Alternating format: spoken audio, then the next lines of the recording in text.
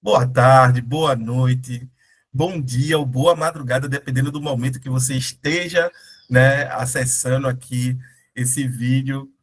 Eu sou Erison Silva e este é o grupo de estudos de filosofia da moral e ética do Genefil, né? Estamos nessa tarde de domingo com o Ronald, com o Radson, com o Bruno, com o Tami, com a Massi e com a Cícera, para dar continuidade, né, à leitura coletiva, né, reflexão e debate da segunda sessão da fundamentação da metafísica dos costumes do Kant, né, que está chegando, ele já na última sessão ele já colocou, né, a formulação do imperativo categórico, isso depois dele falar, né, das diversas formas que existem, né, de imperativos hipotéticos, entendeu? Falou de imperativos de prudências, imperativos profissionais, né, o Ronald, né, que está aqui com a gente, chegou até a dizer, olha, o militar ele bate continência para outro militar, mas ele não bate para um civil, né? Isso daí é uma forma de imperativo, sim, certo? É um imperativo profissional, né? Faz parte da profissão do militar ter esse tipo de prática, ter esse tipo de conduta, né? E isso daí não se encaixaria como um imperativo categórico e, por tal, não seria um imperativo moral também, né? Então, o Kant ele está fazendo essa distinção, essa, né? Olha, para determinadas profissões você pode seguir um certo códigos de conduta, regras que vão se orientar o teu comportamento no interior das relações sociais, algo completamente normal, né? Então, o exemplo aí é um militar, certo? Mas isso, não, por si só, não constitui um imperativo, né, moral. Um imperativo moral é um imperativo categórico, né? E aí foi quando eu estava falando aqui para o Ronald que o imperativo categórico ele está, querendo ou não, diretamente atrelado à ideia de máxima. E você tem que entender que máxima é o princípio subjetivo da ação, né? É o teu princípio, né? Eu tenho a minha máxima que vai guiar o meu agir, né? É individual, ok. Mas como é que eu sei que essa máxima ela tem valor de moralidade? Aí é que tá. Ela só vai ter valor de moralidade na medida em que ela esteja de acordo com o imperativo categórico, que é o quê? Ele já não é um princípio subjetivo da ação, ele é um princípio objetivo da ação, certo? Ele tem uma objetividade, porque ele é válido para todo mundo, né? Do ponto de vista racional, qualquer ser racional acabaria concordando com o imperativo categórico. E aí o Kant ele coloca, né, esse imperativo categórico e diz, ó, age apenas segundo a máxima pela qual possa ao mesmo tempo querer que ela se torne uma lei universal, né? Tá vendo que já tem a ideia de máxima aqui, né, que está relacionado diretamente, né, com um imperativo categórico. A máxima que vai ter valor moral é aquela que eu posso querer que ela se torne uma lei universal, que ela é válida para todos, né, em qualquer lugar, em qualquer contexto, né, em qualquer lugar, em qualquer contexto, para qualquer um. Então, isso é a ideia de universalidade, né, que o Kant está trabalhando aqui. Tá bem, gente? Então, só é para iniciar. O Ronald ele tinha uma questão do que é do Zizek, né? Que o Zizek ele é um autor contemporâneo, né? Que onde ele vai fazer uma releitura crítica de vários autores, inclusive do próprio Kant, né? Para poder produzir sua própria teoria, né? E aí eu já não sei como o Zizek ele aborda, porque o Ronald ele disse Tirar aqui o fone, aí dá para eu não consigo ler com fone, não. beleza, beleza. Ele está falando do Heidegger, certo? O contexto é o Heidegger. Só que ele começa. Quer dizer, eu vou pegar o texto pela metade, vamos dizer assim. No entanto, precisamos ser bastante precisos aqui. A ética kantiana da autonomia da vontade não é uma ética cognitiva, uma ética em que reconhecemos e seguimos a lei moral já dada. Heidegger está basicamente correto em sua leitura de Kant. Então, ele já está criticando Kant através do Heidegger. Em uma ação ética, eu não sigo apenas meu dever, eu decido o que é meu dever. Mas é precisamente por essa razão que Kant rejeita totalmente qualquer forma de querer diferido, sacrificial, ou seja, um diferimento da vontade por conta da vontade do Estado ou de um líder. Aí entra o Estado, né? Aquela questão do Estado. Eu estava até refletindo mais cedo, que a gente vê muito assim nessas reuniões das Nações Unidas, ou então quando eles vão fazer algum acordo, né? Aí você vê que o oriental, quando vai cumprimentar, faz daquele jeito, né, do oriental, e o ocidental aperta a mão, né? Ou então não fica distante, alguma coisa assim. Quer dizer, nesse sentido, a pergunta que eu faço é a seguinte: o presidente, quando vai fazer ou a presidenta, quando vai fazer um pacto ou alguma coisa, algum tipo de negociação, quando ela vai cumprimentar, não é um tipo de código, né? Esse código não vale para o planeta, vale para a nação dela. Entende o que eu estou dizendo? Então, como é que pode ter um imperativo categórico aí? Quer dizer, eu posso dizer que ela está sendo amoral por causa disso? Não, né? Ela está seguindo uma moral determinada. Não sei se tu entendeu a minha pergunta, né? Porque se fosse Perfeito, perfeito. assim, o oriental cumprimentaria um europeu do mesmo jeito, né? Mas cada um tem sua reserva. Por exemplo, eu vi mais cedo, né, uma mexicana, a presidenta mexicana, falando em espanhol com o presidente do Canadá. Quer dizer, lá eles falam francês, mas ela quis falar a língua dela, no original. Perfeito. Aí tem uma série de questões, né? Que é a questão principalmente do relativismo cultural que está sendo posto em voga aí, né? Pessoas que vêm de diferentes culturas vão ter, né, noções de certo e errado diferentes, né? Por excelência são diferentes. Então, a gente tem que colocar que, independentemente das culturas serem diferentes, de haverem valores diferentes, né, de terem costumes diferentes, existe, pelo menos no sentido, né, para o kantiano, né, para alguém que abraça a teoria kantiana, alguns princípios de moralidade que são universais, que são, ou seja, que são comuns a todas as culturas. Caso contrário, a possibilidade de a gente pensar relações sociais e até mesmo a própria sociedade se dissolveria, entraria em colapso, certo? Como assim? Por exemplo, eu não conseguiria pensar uma sociedade onde, por exemplo, mentir fosse correto, né? Imagina, né, mentir sempre para levar vantagem. Imagina se eu universalizo essa máxima, né? Tu deves mentir sempre que puder para adquirir vantagem sobre os outros. Não seria possível. Imagina se todo mundo mentisse, as relações sociais se dissolveriam. Entendeu?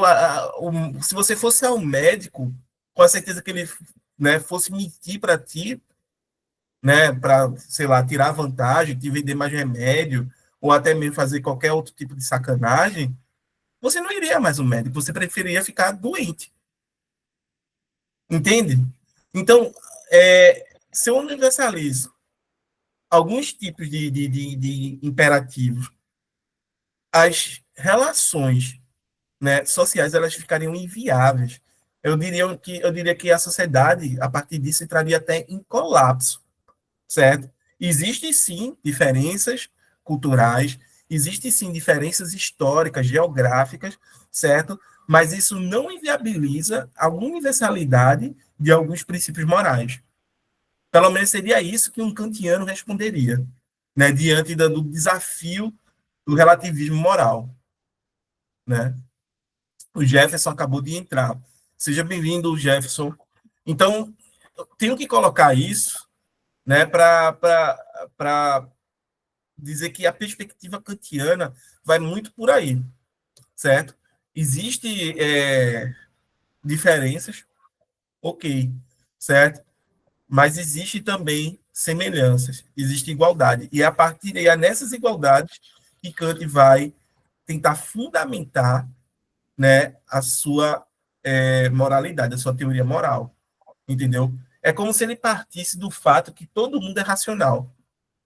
Todo ser humano é racional. Se todo mundo é racional, então, se pensar racionalmente, vai acabar aceitando, né, determinados argumentos, determinadas colocações. O que é que tu me diz, Ronaldo? Depois eu falo, alguém escreveu aí algum texto, pode ser Deixa eu. que acrescente aí. Eu também. Então, essas universais seriam que transpassam barreiras culturais e locais. Sim, né? Eu diria mais, elas seriam condições de possibilidade para que a gente tenha relações sociais, relações morais. Mas tem aquela questão, né? Tem aquele exemplo do cara que rouba um, sei lá, uma coisa bem barata para poder comer. Ou então, para comprar um remédio, ele não tem a grana, não tem o dinheiro, e aí ele rouba aquele remédio para poder sobreviver. Quer dizer, se a moral é relativa, então eu posso fazer isso. Só que eu não, ao mesmo tempo eu não posso, né? Porque se eu fizer isso, mesmo que seja uma coisa de um valor bem pequeno, né? Mas eu estou roubando. Então eu estou violando uma lei. Eu não posso colocar como máxima que roubar é correto, É, né? Mentir, roubar, matar, eu não posso, senão se dissolve as relações sociais, né? Eu não posso colocar, né? Você deve roubar toda vez que precisar, né? E não tiver condições de adquirir aquilo que você, né, está precisando. Eu poderia colocar isso. Tem um dilema chamado dilema de Kohlberg, que ele é basicamente nessa linha de raciocínio. É um rapaz chamado Kohlberg, cujo a sua companheira, a sua esposa, está doente, né? E se ela não, né, tomar determinado medicamento, ela vai acabar morrendo. E aí ele já tentou todas as formas possíveis de negociar o medicamento, né? Pediu pro farmacêutico baixar, né, o preço, pediu para vender fiado, né, vender e depois pagar, pediu dinheiro emprestado, tentou de todas as formas e não conseguiu. E aí fica o dilema, né, de que seria correto ele roubar o medicamento ou não, né? Fica lá o dilema para ele, o dilema. E aí os kantianos, porque esse dilema é mais contemporâneo, né? Os kantianos eles tentam resolver da mesma forma como Kant, né, tentou resolver o dilema lá de se mentir ou não, se tem um assassino batendo na tua porta e uma pessoa se escondendo, né, na tua casa, né? E aí o Kant faz mil malabarismos ali para argumentativamente falando para tentar responder. dizer que ele fala só a verdade, né? Uhum. Mas entendo a coisa, mentir é diferente de omitir. Né? Mentir é diferente de omitir. Você tem que entender que tem uma sagacidade ali na coisa. Jefferson, seja muito bem-vindo. Obrigado, pessoal. Boa tarde. Só complementando o próprio exemplo que o Erison trouxe, pense que os nazistas estão procurando judeus. Tem judeus no seu barco. Se você falar a verdade, que os judeus estão ali, aqueles judeus serão caçados e idos para centros de concentração. Se você dizer que eles não estão ali, você está salvando vidas.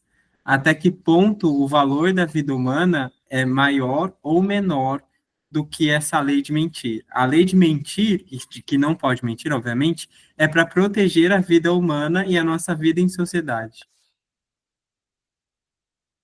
Perfeito. Né? Perfeito. E aí, é uma coisa, porque isso entra em conflito de deveres. Né? A gente deve conservar a vida humana, as vidas humanas, né? Da mesma forma também a gente não deve mentir. Então a gente tem, né, um dever conflitando com outro dever moral. Entende, gente? E é exatamente hoje que a gente vai ver essa parte dos deveres kantianos, né? Deveres para consigo, para com outros, deveres imperfeitos e deveres perfeitos, né? Márcia, seja muito bem-vinda, fique à vontade. Eu fiquei com uma. Vocês estão me ouvindo? Tá. Eu fico com uma dúvida, assim. Ultimamente eu ando pensando que, em termos de descrições, de como a gente vai falar sobre basicamente qualquer coisa no mundo, a gente, quando vai fazer ciência ou ética, a gente diz que está descrevendo as coisas, né? E algumas vezes descrição se mistura com prescrição.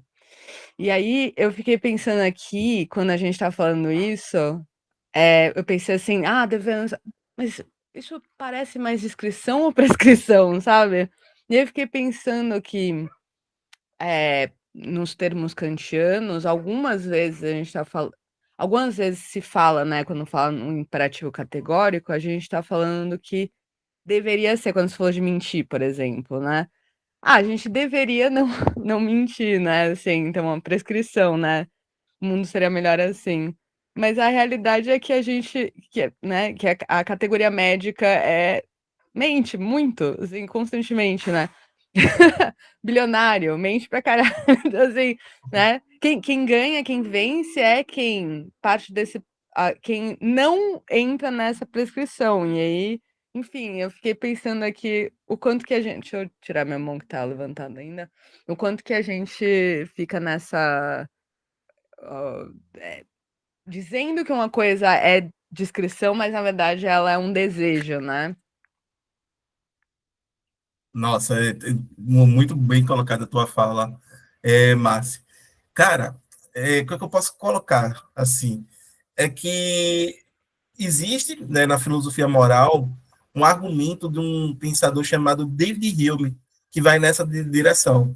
Né? Lá no terceiro livro do Tratado da Natureza Humana, final do segundo, né, e início do terceiro livro do Tratado da Natureza Humana, ele vai falar que ele vai lá lendo as teorias morais, né? E aí as teorias elas são puramente descritivas, elas vão descrevendo os hábitos, elas vão descrevendo os costumes, né, de determinado povo, de determinado momento histórico e etc, né? E aí do nada essas descrições passam a ser prescrições que vão estar ligadas exatamente pelas regras de dever e que isso é um salto na argumentação, porque do que não se segue o que deve ser.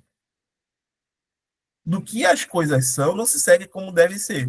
O Kant, ele está fazendo algo aqui que é derivar o dever ser da nossa racionalidade, da mesma forma como a gente deriva princípios na matemática e na lógica. É por isso que ele vai ter um método analítico e um método sintético na fundamentação da metafísica dos costumes. Né? Ou seja, ele vai partir do que é comum para chegar aos princípios e ele vai sair dos princípios para mostrar que eles já estão na própria prática das pessoas do senso comum. Certo? E aí é como ele tentasse superar esse dilema do Hume, né, que a tua fala atrás. Outro ponto que é bem interessante também é a questão de para quem serve essa moralidade, né? Para quem serve essa moralidade? Porque parece que se você for um cara que não segue princípios morais, você se dá bem nesse mundo, né? Você acaba se tornando bilionário ou sendo essa galera aí, né? É bem complicado isso.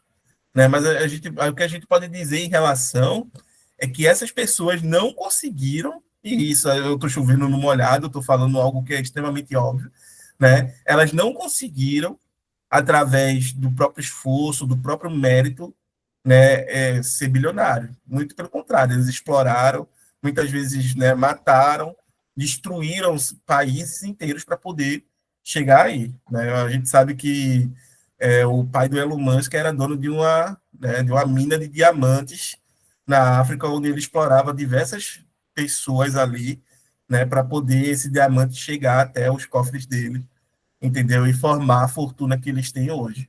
Então, não é. A gente pode dizer, beleza, você é rico, mas você não pode reivindicar, né, que você tem caráter ou outra coisa, é o que essa riqueza foi a riqueza proveniente do mérito pessoal. Não foi. Foi proveniente de crimes contra a humanidade, certo? Você é rico porque você é um criminoso. Literalmente é isso. Ah, deixa eu ver aqui. É porque a gente tem uma discussão também aqui no chat, certo? Eu também acho incrível como essa questão de fazer o bem ou parecer fazer o bem é questionada desde Platão, no livro 2 da República e no mito do Anel de Giges. O Kant também fala disso, né? A ação, ela tem a aparência de moralidade, que é agir, né, em conformidade com o dever, mas não pelo o dever, né? E tem muito disso, né? A ação, ela tem a aparência de moral, que é o caso muitas vezes desses bilionários, dessa galera aí, né? Eles querem aparentar a moralidade, mas na verdade não são, né? Só uma menção de filme que deixa isso bem explícito, que eu acho que vocês viram esse filme, tá lá na Netflix, é Não Olhe para Cima. Não sei se vocês viram, né? Que no meio da coisa lá, a galera tá vindo um meteoro que vai derrubar, né? Que vai acabar com o planeta, com a humanidade. E aí chega um bilionário e para um plano todo para poder destruir o meteoro, porque ele quer lucrar em cima daquilo. E aí o discurso dele é que com aquilo a gente vai ter acesso a metais preciosos que vão elevar o padrão de vida mundial, né? E a gente vai conhecer uma outra sociedade a partir daquilo, que ninguém passa fome, ninguém vai ter necessidade, etc. Né? É surreal.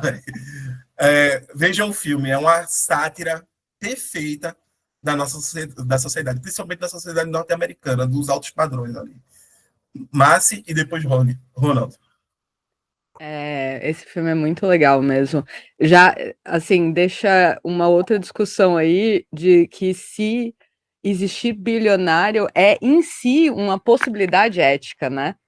Porque só assim, mas se eu for bilionário, eu vou ser bom, não vai. A existência de bilionário é em si antiética, assim, porque é impossível você ter esse tanto de poder e ainda assim isso ser algo decente.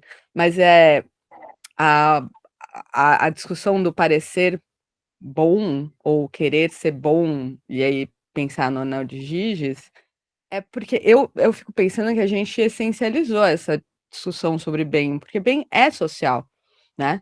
Tipo, e aí acho que eu não sou especialista em Platão, mas a minha ideia é de que quando, para além do que o Platão vai falar, tá? Mas assim, se você pode fazer coisas escondido, e se você pudesse ficar invisível e fazer coisas boas ou ruins, e você roubaria e mataria, etc., isso significa que existe um bem social imposto e que o óbvio do óbvio é que existe uma sociedade e a gente faz essa coisa a partir da sociedade e ela é implícita. Mas aí você não é naturalmente bom, naturalmente ruim, blá, blá, blá, blá, blá. Não importa. Importa que a gente sempre vai ter um tecido social e esse tecido social sempre vai impor algum tipo de conduta e etc, né? Então, seja lá o que for o bem, se ele for universal e eterno e necessário, ou se ele é conduzido ao longo das formações e dos processos históricos, isso não importa, importa que ele sempre vai ser social, ou seja, ele sempre vai ser construído a partir de vários humanos juntos, né? Então, para mim, essa a postura do mito, assim. Mais uma ótima colocação aí da Márcia, né? Isso daí é até um problema na metaética, né, de epistemologia moral. Se a gente, né, as nossas princípios morais, eles são produto de uma construção, de uma criação coletiva, certo? Em comunidade, ou eles são, né, resultados do exercício da nossa racionalidade, tal qual Kant acredita, certo? Que encontra objetos, né, abstratos, tal qual os objetos da matemática, da lógica, certo? E permite que a gente tenha acesso a uma realidade, né, conceitual distinta da realidade física, entendeu? Para alguns autores, tal qual Kant, eles vão acreditar que a moralidade existiria independentemente se seres humanos existissem ou não. Porque, né, a moralidade é o que é moral, certo? Está lá disponível para qualquer ser racional que venha existir. Se existe um ente racional, ele seguiria o imperativo categórico. Se Deus e os anjos vierem a existir, por definição, ele seguiria o imperativo categórico. Mas, assim, há autores que vão dizer exatamente o oposto, certo? O Ernest Hart, né, que é um autor mais contemporâneo, que dialoga com Habermas, que é um kantiano, ele vai dizer que a moralidade ela é fruto de um processo de pressão social, onde a comunidade exerce uma pressão social sobre a minha pessoa para que eu, certo, me comporte segundo determinadas diretrizes que já estão ali estabelecidas. É um contrato tácito, em outras palavras, certo? Onde ninguém assinou esse contrato, mas a gente já está vivendo dele, dentro dele. E aí, quando eu erro, certo? As pessoas irão me criticar, né? O que é a crítica, se não, né, a pressão social, dizer, poxa, Erison, tu agiu errado demais. Mas quando eu acerto, também pode vir um elogio, que também faz parte desse contrato tácito. Dizer, poxa, ainda bem que tu agiu assim. Muito bem, velho. Certo? Da próxima vez, faça dessa forma de novo. Mas pensar as coisas a partir de contrato já é um construto social pós-século XVIII, né? Porque a gente só começa a falar isso de contratos, direitos humanos. Isso é uma coisa que só existe pós invasão das Américas, né? Assim, a gente, essa tentativa fica meio que tentando essencializar uma coisa que é obviamente social, né? É obviamente uma construção entre humanos. Aí você fala, não, não, existe uma realidade moral que está ali para além dessas pessoas que fazem ela. Para mim, parece assim tentar.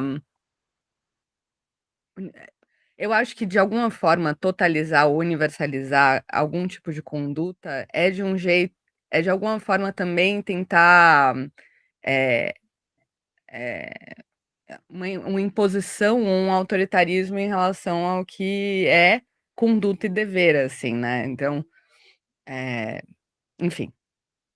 Não, tem esse problema também, né? Porque a gente não pode se tornar autoritário. Se a gente é autoritário e impõe determinados padrões de conduta, né, e busca uma uniformização, a gente chega muito próximo de flertar com o nazismo.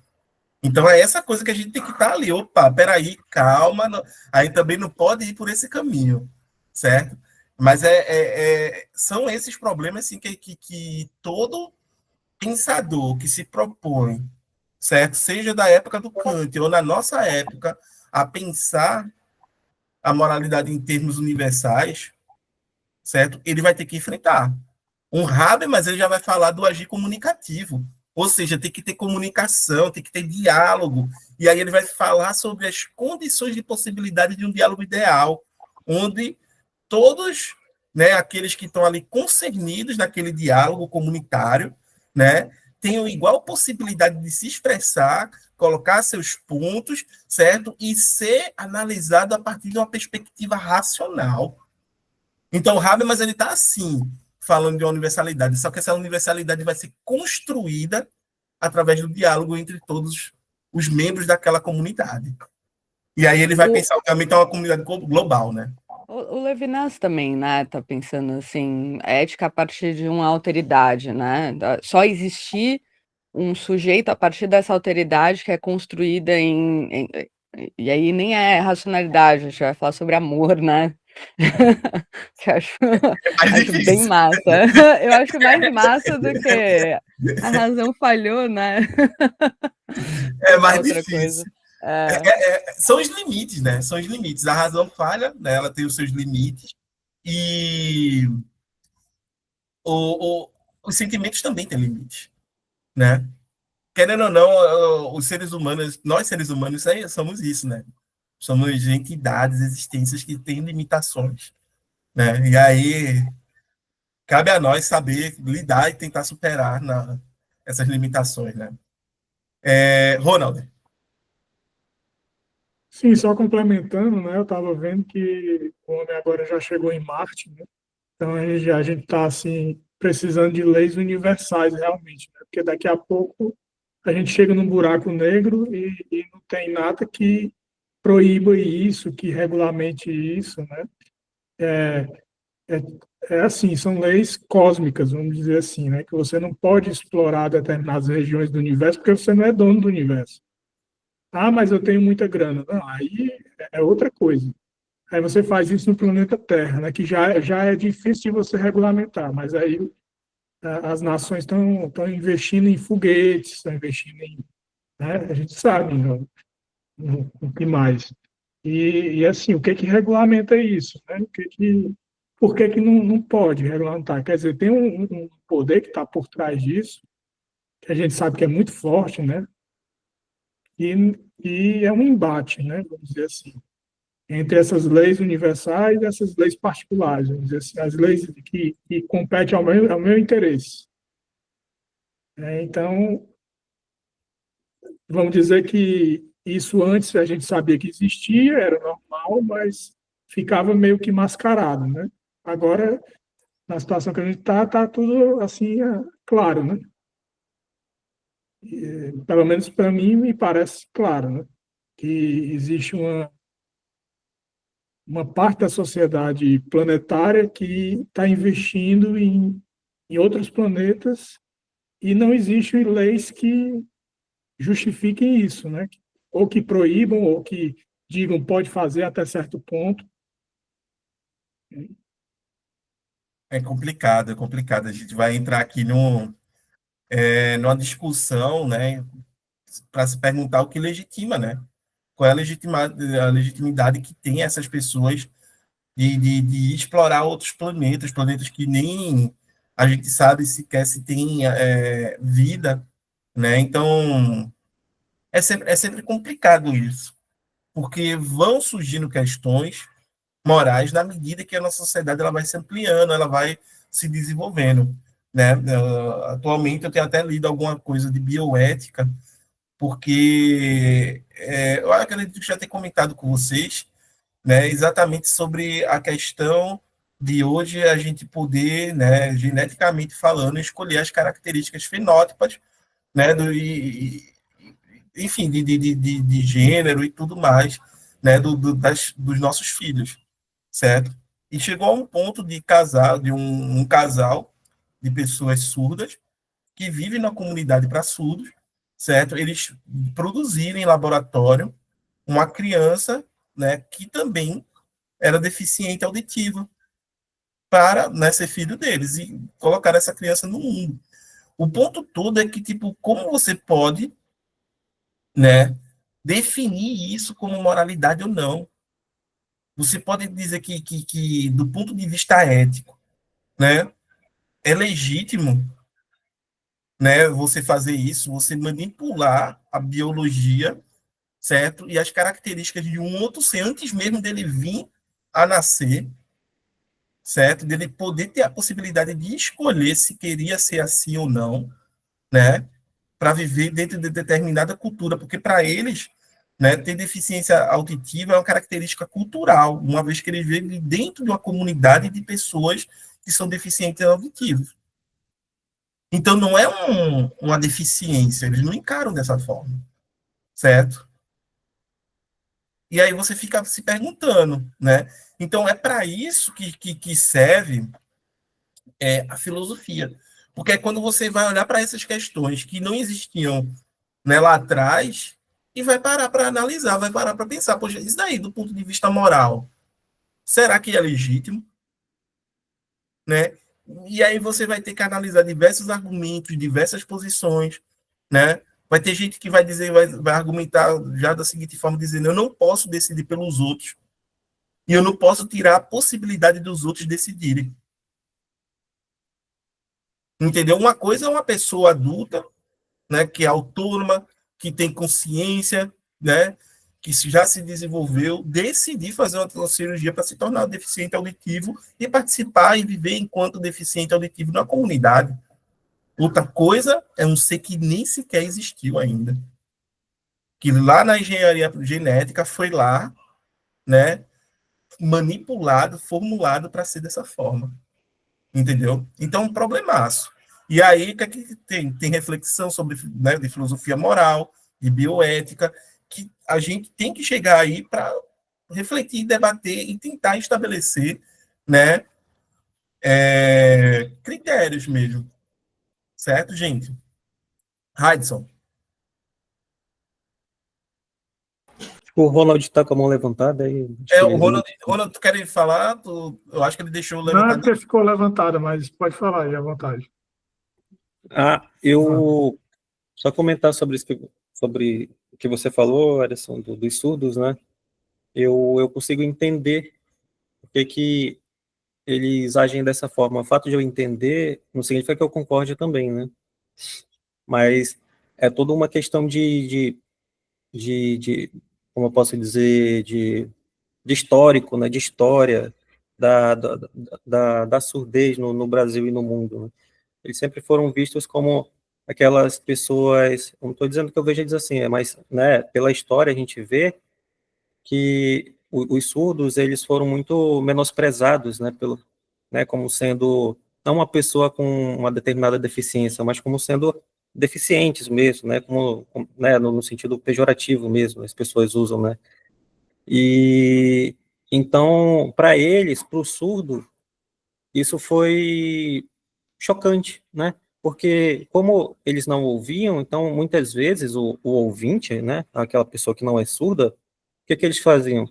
Submetiam eles para tratamento de lavagem do ouvido, né, coisas bem grotescas mesmo, porque achava que aquilo ali era, sei lá, que podia reverter aquela surdez, agiam na ignorância mesmo, entende?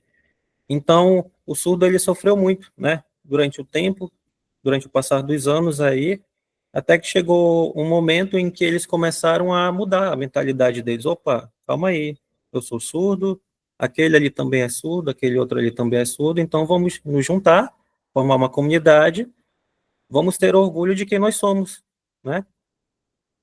E daí surgiu essa questão de eles acharem que o filho também tem que ser surdo, é mais uma questão de orgulho, né, que veio durante muito tempo, depois de muito tempo de sofrimento, né, que agora tem essa questão de ser orgulho, né, ter orgulho por ter nascido surdo, não vejo problema nenhum nisso, eu acho até bonito, né, e a cultura surda eu admiro bastante, mas assim, realmente, né, o fato de manipular toda uma engenharia genética, né, mudar o DNA, o cromossomo, sei lá o que faz lá, né, que eu não entendo muito disso, para fazer com que o filho seja surdo, né, eu acho um pouco exagerado, assim, né, também, né, de mudar a escolha do filho, né, do filho. E se a criança, depois que cresce, não querer, não, né, desejasse não ter sido nascido surdo, é um pouco complicado. Eu já vi casos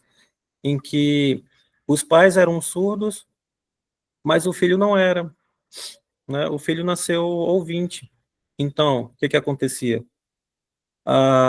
Os pais pedia para o filho, que era ouvinte, ajudar não só eles, como os outros surdos também, da comunidade, aí no banco, aí numa padaria, aí, sei lá, em qualquer lugar, né, que precisasse foi se comunicar com quem é ouvinte, porque nem todo mundo sabe falar Libras, né, sabe a linguagem de sinais ali, então tem os seus benefícios também em ser ouvinte, assim, né, numa comunidade surda.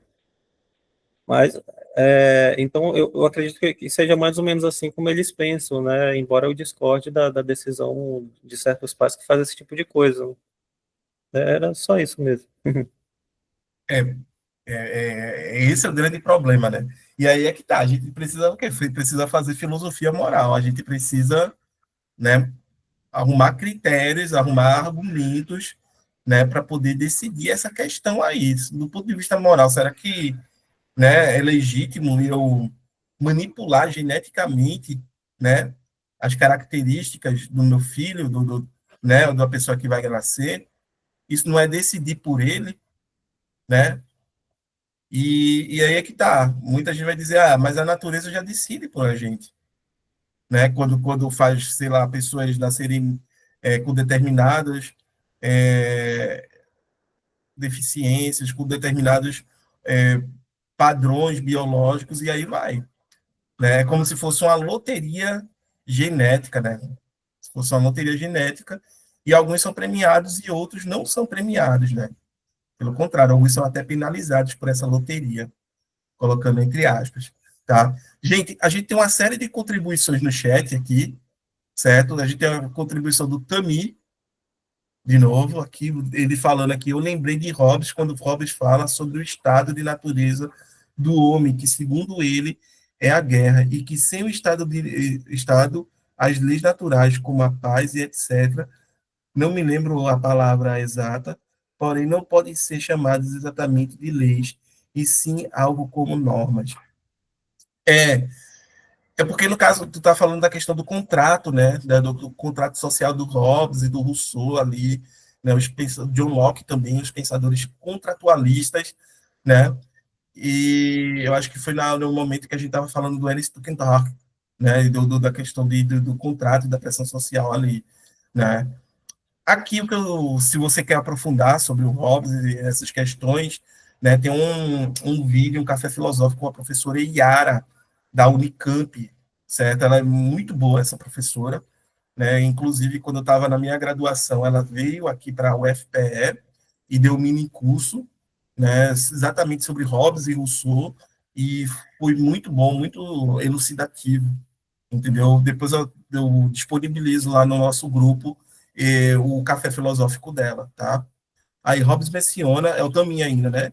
Menciona que para a sociedade cumprir, inclusive, essas leis naturais, o Estado tem que vir como uma força superior, falando em autoritarismo, ou citando Hobbes aqui. É porque o Estado ele tem um papel de ser coercitivo, né? Ou você cumpre as leis, né? Ou o Estado vai te obrigar, vai te penalizar por, né, não cumprir essas leis ou descumpri-las. No entanto, é o próprio Hobbes que ele escreve uma frase que todo advogado adora, né? Que o que a lei não proíbe é permitido. Tudo que a lei não proíbe é permitido. Né? Os advogados vibram quando escutam essa frase do Hobbes, porque é quando, né, eles têm a brecha na lei. Não tem uma lei para proibir, então tá permitido fazer, certo? É o que o Hobbes aí coloca como brecha, certo? Só eu já passo a palavra, tá? Aí aqui a gente tem o Bruno é, Ravanelli, né? Bruno Ravanelli. Se a razão humana é vinculada a leis, né, e possui a capacidade de prever as consequências de suas ações, isso implica a necessidade de uma ação responsável. Kant estaria querendo referir à lei universal. Vê, Bruno, a gente tem uma certa capacidade de previsibilidade, mas a gente necessariamente não prevê com precisão tudo que vai acontecer, porque existe o acaso, existe uma série de fatores que estão para além da nossa compreensão, certo? Então, o Kant ele não é um cara que vai ser consequencialista, certo? Pelo contrário, ele vai criticar o consequencialismo, porque a gente não deve agir visando o fim, né, visando as consequências dos atos, porque as consequências são incontroláveis. A gente deve agir visando, né, a norma moral, visando conservar a norma moral nas nossas ações. Então, Kant, ele não é um utilitarista, né, tal qual um Jeremy Bentham, um John Stuart Mill.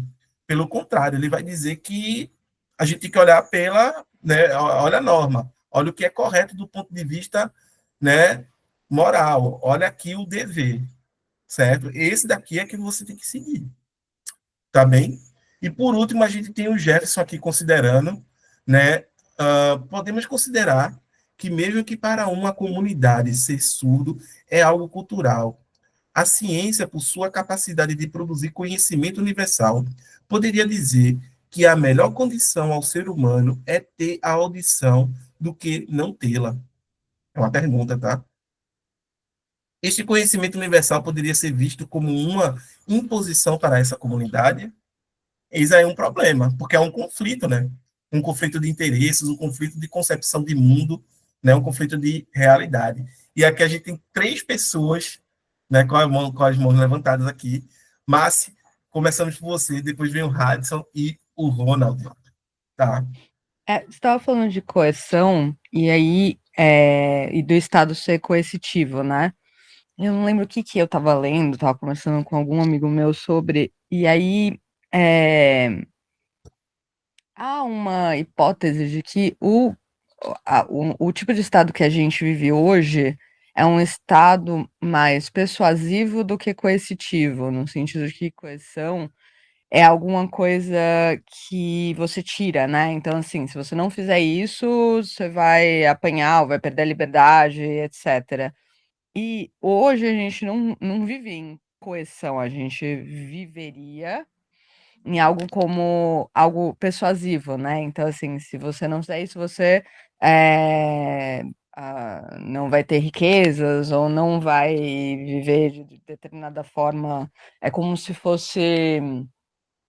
Ninguém te obriga a passar 10 horas na mídia social, entendeu? Você fica porque há um tipo de. Tá fazendo sentido isso que eu tô falando? Mais ou menos, eu estou tentando encontrar o ponto, mas continua, Márcia.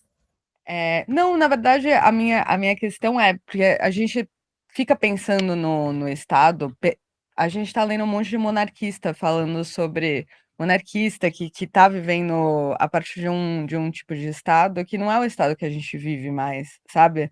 E se a gente é, também fica tentando universalizar esse tipo de postura, esse tipo de, de, de visão sobre o que seria Estado, o que seria construção de lei, etc., sendo que não é muito bem mais como a gente postulou o tipo de comportamento pós anos 60, assim, né? Tipo, pós anos 60 a gente faz.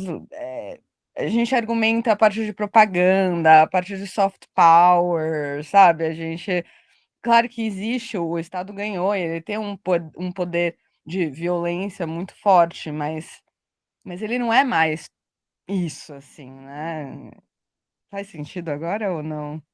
Eu concordo contigo que não é mais o Estado que o Hobbes estava pensando, que o Rousseau estava pensando, né? Que até mesmo o Maquiavel estava pensando, porque o que, que esses caras estavam colocando? Ou a gente tem um Estado, um poder centralizado, ou a gente vai ter anarquia, né? Que a ausência de leis vai ser algo caótico, né? Onde ninguém vai ter segurança para nada, não vai ter segurança para comercializar, para se produzir, para nada. Então eles estão pensando nesse contexto. Só que a gente já vive no Estado que é pós-Revolução Francesa e pós duas guerras mundiais, mais uma Guerra Fria, e há uma toda a reconfiguração desse aparato, né, jurídico-político que é o Estado, entendeu? No entanto, o que eu posso dizer, esse Estado não se apresenta da mesma forma para todos, né, do ponto de vista bem colocado, porque ele pode sim ser esse Estado da propaganda, mas ao mesmo tempo ele se apresenta, por exemplo, na favela, na periferia, né, para pessoas negras, como o policial que mata, destrói, né, vidas, famílias e etc. Então ali a gente vê o Estado na sua forma mais brutal possível, certo? Exercendo não só o poder de coação, mas exercendo o que um pensador contemporâneo camaronês vai chamar de necropolítica, o Achille Mbembe, né? Exercendo a necropolítica que é para controlar a população. E isso faz com que muita gente diga, onde é que está a nossa democracia? Se aquelas pessoas que estão ali, muitas vezes, são as pessoas que trabalham para pagar impostos, né, e esses impostos são revertidos para pagar aqueles agentes públicos, porque a polícia é agente público, alguém tem que colocar na cabeça, olha, vocês são agentes públicos, certo? E dar equipamento, treinamento, etc. E tudo isso é utilizado para matar o próprio cidadão. Então, Não, tipo, é porque. isso faz com que diversos autores, principalmente dentro dos movimentos negros ali, vão dizer, olha, a democracia ela parece ter CEP, ter coito e classe social. Né? E aí Sim. é a crítica que se vê, que eu diria que é uma crítica pós-Foucaultiana, é uma crítica a esse Estado, que é um Estado que ele parece ter sido sequestrado por interesses particulares, em detrimento dos interesses públicos dessa população que seria a maioria. Né? Sabe o pior? Foi nessa semana que saiu o Atlas da Violência, não foi? Do Uhum, Brasil. foi. Aumentou, né? Eu falava que a cada 23 minutos um jovem negro era assassinado, passou para 12 a estatística. 12 minutos. A cada 12 minutos um jovem negro é assassinado nesse país. Né? É atualizar o dado. E não foi bom ter atualizado. Mas é isso, essa é a realidade, esse é o Estado. Tem CEP, né? Tem CUI, tem classe social. É um outro Estado, é um Estado diferente do Hobbes, do Sul, daquela galera ali. Mas você acha que é? Não é. Ao contrário, a gente diz que a gente está vivendo uma coisa diferente, mas para o que sempre foi a construção de força, né, de produção, é a mesma coisa, né? Sendo que você não tem um estado tão equipado para poder forçar produção, né? Diferentemente do que a gente pensa, plebeu se revoltava muito mais e por muito menos do que a gente. A gente é muito mais persuadido a ficar quieto. E aí, quem não fica quieto, aí, obviamente, vai receber força, né? Mas o que eu tava pensando é que a gente precisava adicionar essa persuasão aos outros tipos de mecanismos de dever, sabe? Não só coerção como. Porque eu fiquei entendendo que coerção é alguma coisa física. E essa era a pergunta. Então, eu entendo, quando a gente fala de coerção, a gente. Porque, por exemplo, a nossa noção de violência, ela deixou de ser física e passou a ser subjetiva também.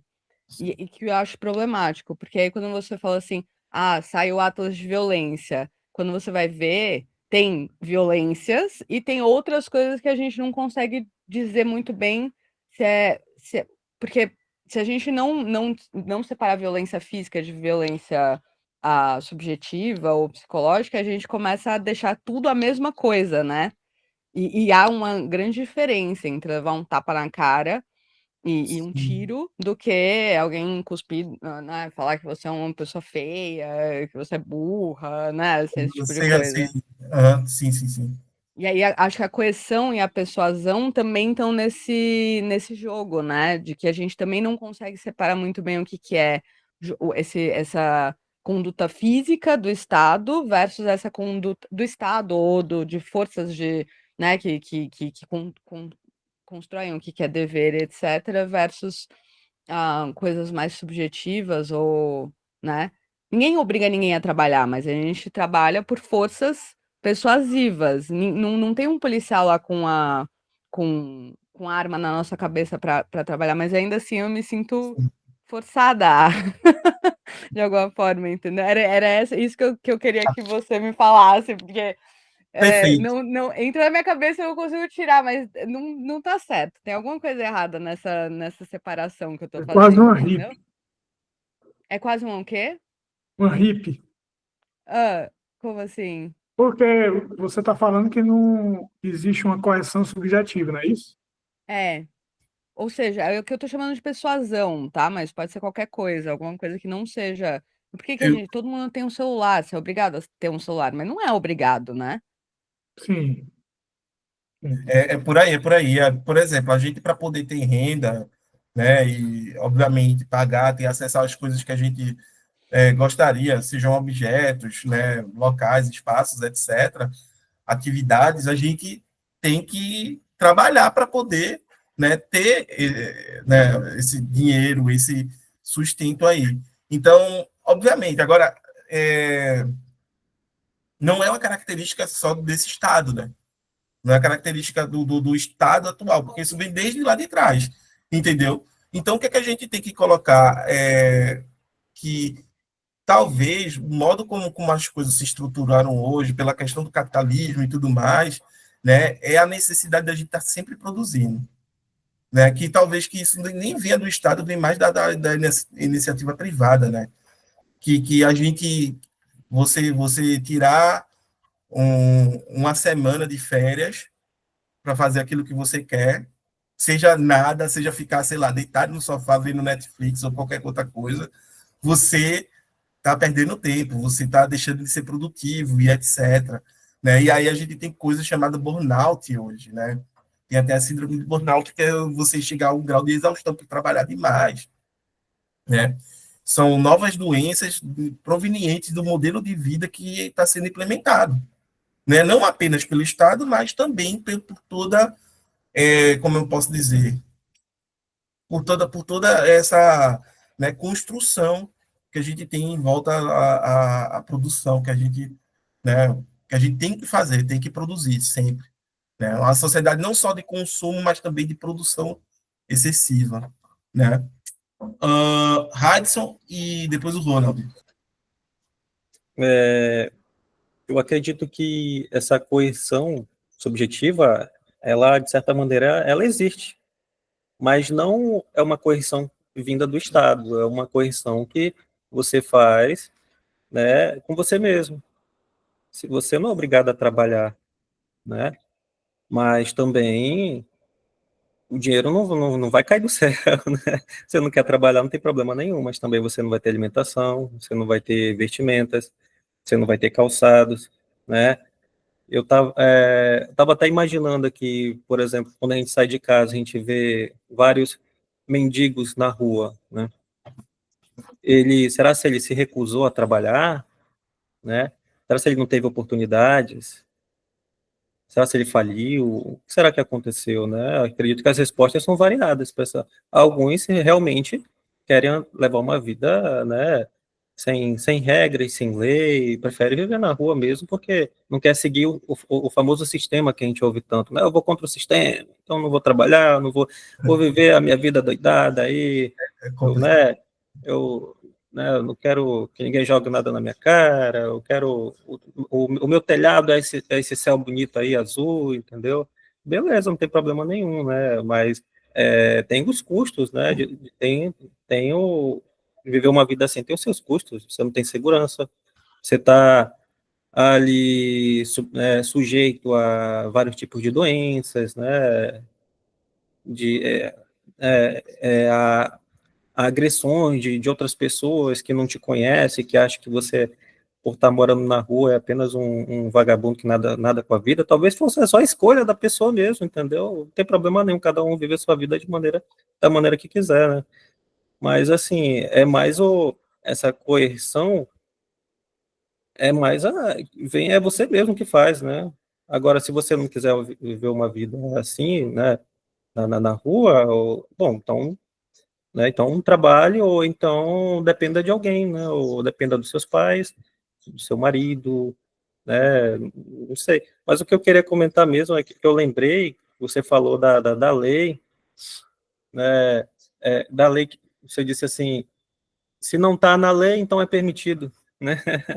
Aí Isso. eu lembrei É o Hobbes, tá, que fala. é, Que eu tudo lem- que, tudo que não é proibido, né, que a lei não proíbe, é permitido. Se não tem é, uma lei proibida, você pode fazer.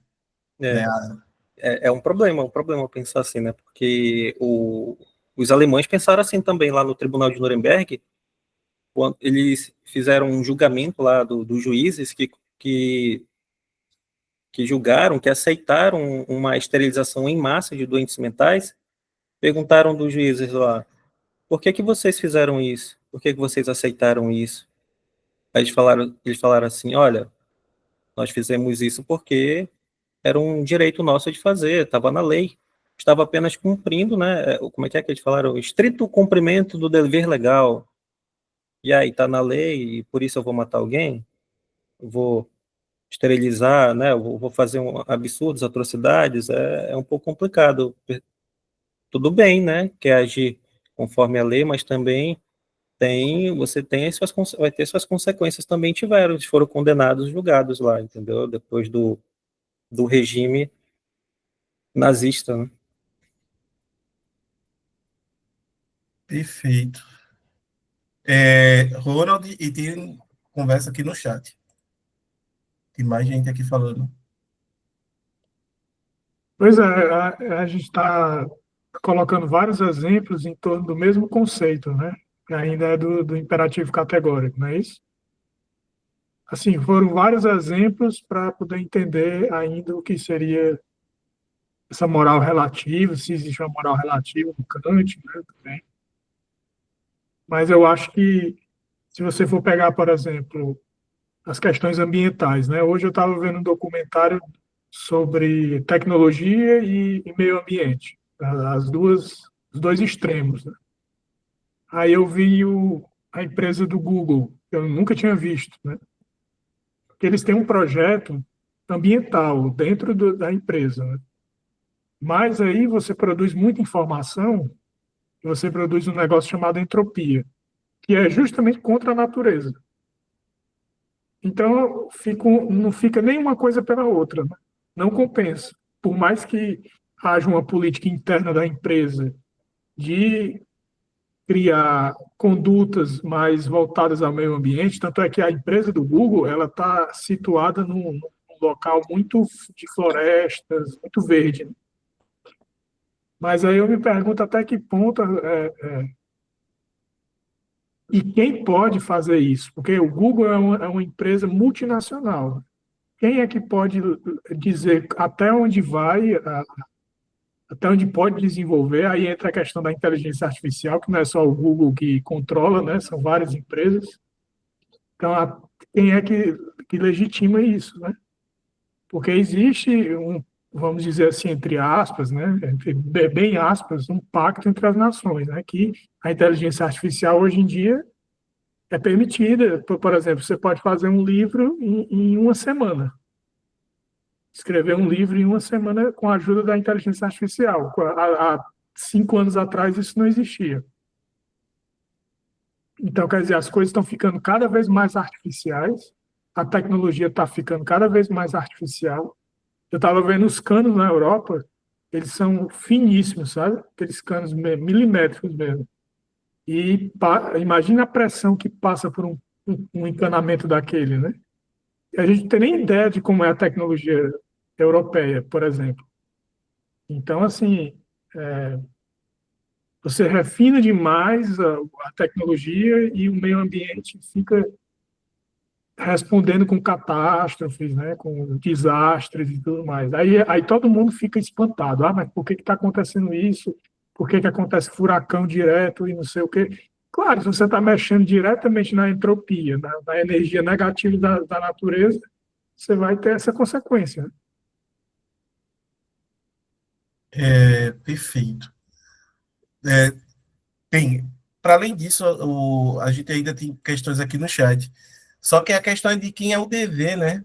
Sempre tem essa questão. E qual é o tipo de responsabilidade ambiental que a gente tem, né?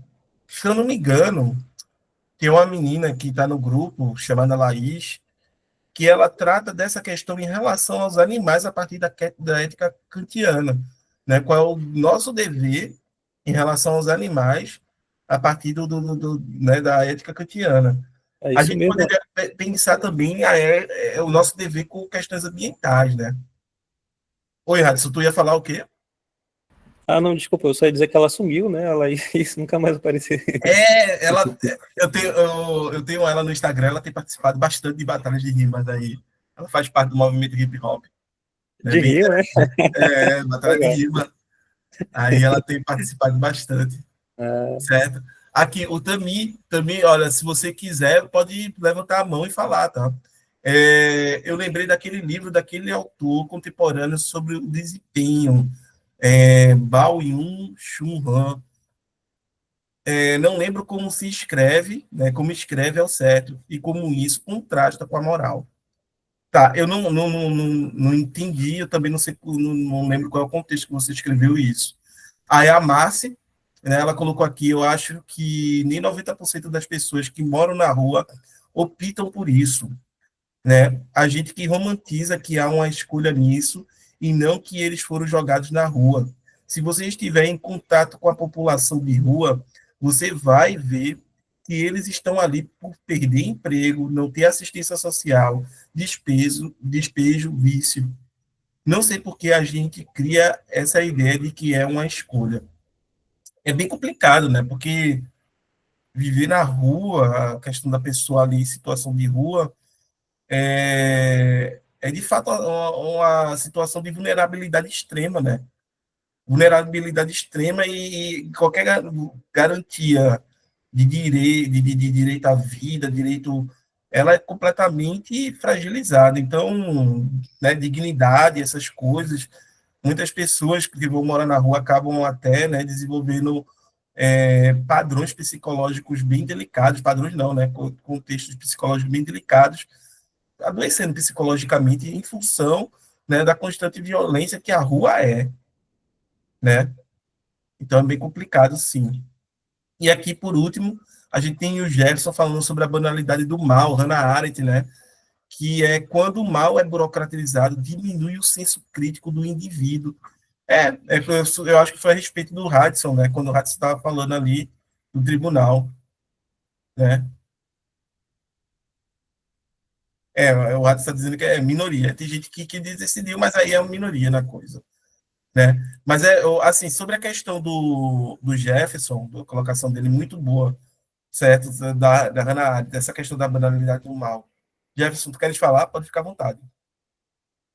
Não, eu ia falar outra coisa, sobre a colocação do Tamir, que eu achei interessante, que ele comentou, né, do livro de Byung-Chul Han, que é o livro sobre a sociedade do desempenho. Ele conta como que a nossa sociedade contemporânea, a gente acaba interiorizando as expectativas do outro, então as expectativas profissionais do mundo do trabalho, e a gente acaba adoecendo por isso, porque é justamente uma sociedade que foca no desempenho, na performance, e não no indivíduo, pensando assim na dignidade do indivíduo em si. A gente não está pensando no ser humano enquanto humano, apenas em seu desempenho, em seu sucesso, em sua performance. Não pensa que o fracasso também é uma parte importante da nossa vida, também é uma experiência necessária para a gente desenvolver uma boa mentalidade e etc. Perfeito, perfeito. Faz parte, né? Faz parte. Aqueles que sempre venceram nunca vão saber o valor da vitória, né? Só quem já perdeu sabe qual é o valor da vitória, né, gente? Eu acredito que seja isso. A gente teve, assim, 1 hora de diálogo, né? Bem constante para poder entrar na leitura, mas é bom que a gente tenha, porque sempre, vocês estão sempre lendo, estão vivendo, e isso traz, obviamente, reflexão, né, sobre a questão moral aqui, tá? Só lembrando que a gente já leu essa nota de rodapé, a gente já leu esse parágrafo, e agora a gente vai entrar no primeiro exemplo, né, do dever, né, perfeitos e imperfeitos do Kant, tá? Só para relembrar, ler aqui essa partezinha rapidamente, cumpre notar aqui que me reserve inteiramente a divisão dos deveres para uma futura metafísica dos costumes. Você quer, né, o aprofundamento sobre o que a gente vai tratar agora, está lá na metafísica dos costumes, porque isso aqui é a fundamentação da metafísica dos costumes, certo? E aí, encontrando-se aqui, esta aqui, portanto, tão somente como a divisão a meu bel prazer para ordenar os meus exemplos. De resto, entendo aqui, por um dever perfeito, aquele que não dá venha a qualquer exceção em proveito da inclinação. E tenho, então, não apenas deveres perfeitos externos, mas também internos, o que vai contra a terminologia adotada nas escolas, mas que não tenciono advogar aqui, porque tanto faz para o meu objetivo se isso me é concedido ou não. Né? Então, é a questão, mais uma vez, dos deveres perfeitos e imperfeitos kantianos. Tá bem, gente? Só lembrando que lá na metafísica dos costumes, ele vai fazer, né, a questão da doutrina do direito e a doutrina das virtudes, tá? Enfim, vou iniciar a leitura nessa primeira parte aqui, né? E o Kant já coloca: alguém que ficou desgostoso da vida por causa de uma série de males que foram se acumulando até a perda de toda a esperança, ainda está suficientemente em posse de sua razão para poder perguntar a si mesmo se o caso, por fim, se acaso, por fim, a vida não seria também contrário ao dever para consigo mesmo. Ele examina agora se a máxima de sua ação poderia se tornar uma lei universal da natureza. Sua máxima, porém, é, por amor de mim mesmo, tomo por princípio abreviar minha vida, se esta, com o prolongamento de seu prazo, me ameaçar com males maiores do que a amenidade que ainda prometer. Ele só se pergunta ainda se esse princípio do amor de si poderia se tornar uma lei universal da natureza.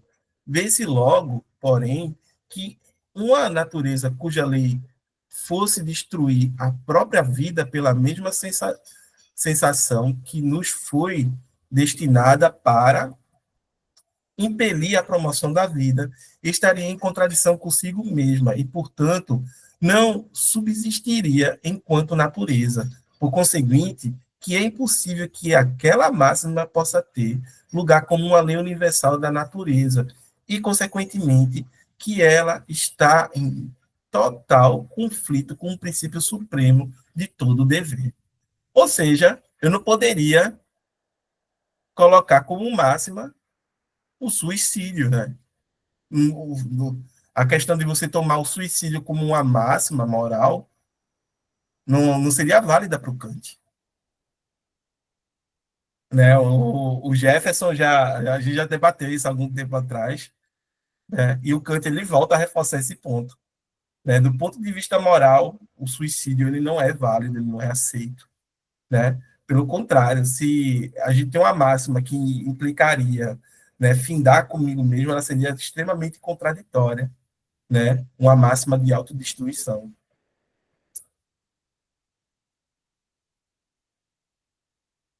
É uma boa questão, né? Se a eutanásia seria, se ela seria moral para o Kant, eu acredito que não, tá? Porque e sabe qual é o pior? A eutanásia já é pessoas que tipo estão em doenças de estado terminal, que elas têm consciência de que nada pode ser feito para poder salvá-las, né? Elas têm essa consciência. Se chega que a medicina não tem vias para salvar essa pessoa, né? E para o Kant ainda assim não seria moral, né? É bem complicado isso, né?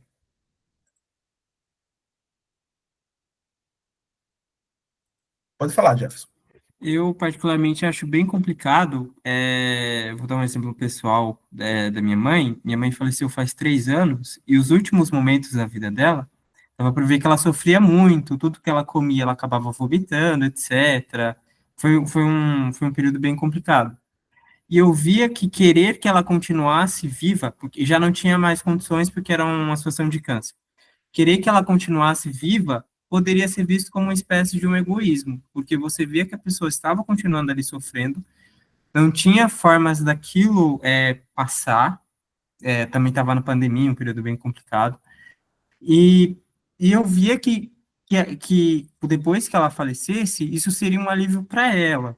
Enfim, eu acho um pouco, claro, né, dói a dor do luto, etc., mas às vezes eu acho difícil a gente associar, a gente precisa sempre querer a vida, né, e defender a vida, pelo menos na minha percepção, mas o que é vida? Vida é estar sempre sofrendo, sem ver uma condição de sair daquela situação? É uma boa colocação, né? Ótima colocação. Porque não dá para se encarar isso como sendo vida, né? O grau de sofrimento para essa pessoa e você saber que, tipo, a situação só vai se agravar, né? É bem complicado.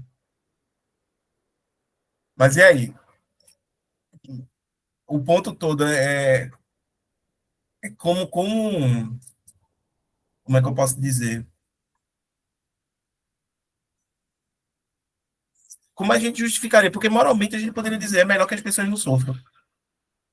Se o que se reserva a elas é só sofrimento até o final, né?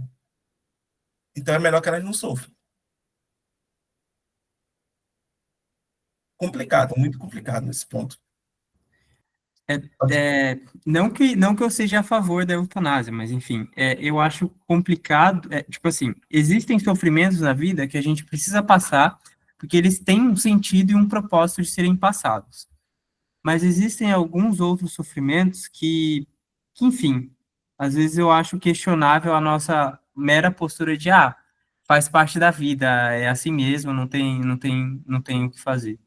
A própria palavra compaixão, ela vem um pouco da ideia de se comover e querer sofrer com o outro.